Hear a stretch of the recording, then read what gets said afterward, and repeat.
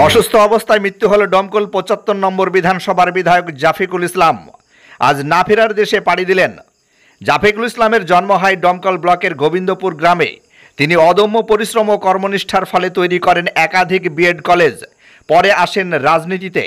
মাননীয় মুখ্যমন্ত্রী মমতা বন্দ্যোপাধ্যায়ের হাত ধরে নামেন রাজনীতিতে। ডমকল পৌরসভার নির্বাচনে জয়ী হয়ে ডমকল পৌরসভার কাউন্সিলর পদে নিযুক্ত হন। পরে ডমকল পৌরসভার চেয়ারম্যান পদে নিযুক্ত হয়।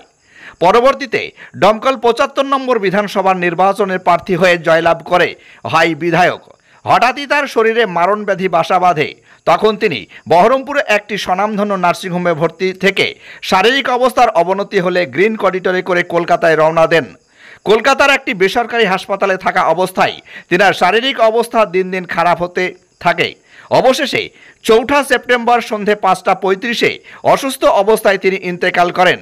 মৃত্যুকালীন তার বয়স হয় ৫৬ বছর। ওই ঘটনায় রাজনৈতিক মহলে শোকের ছায়া নেমে আসে। কখন কলকাতা থেকে বিধায়কের মৃতদেহ বাড়ি ফিরবে এবং তার দাফন কাফনের ব্যবস্থা কখন হবে সেটা আমরা আপনাদের সামনে তুলে ধরব। ততক্ষণ আপনারা নিজেদের খেয়াল রাখুন এবং আমাদের চ্যানেলটি ফলো করুন। Bureau report, Domkal MK TV. আপনার বাড়ি বা ব্যবসা প্রতিষ্ঠানকে মনোমুগ্ধ করে সাজাতে আজই আসুন অঞ্জলি হার্ডওয়্যারে। এখানে নামি দামি কোম্পানি টাইলস, মার্বেল ও গিজার শাওয়ার ও স্যানিটারি পণ্যগুলি ন্যায্য দামে পাওয়া যায়। ঠিকানা হরিহরপাড়া পার হাউসের নিকট মুর্শিদাবাদ।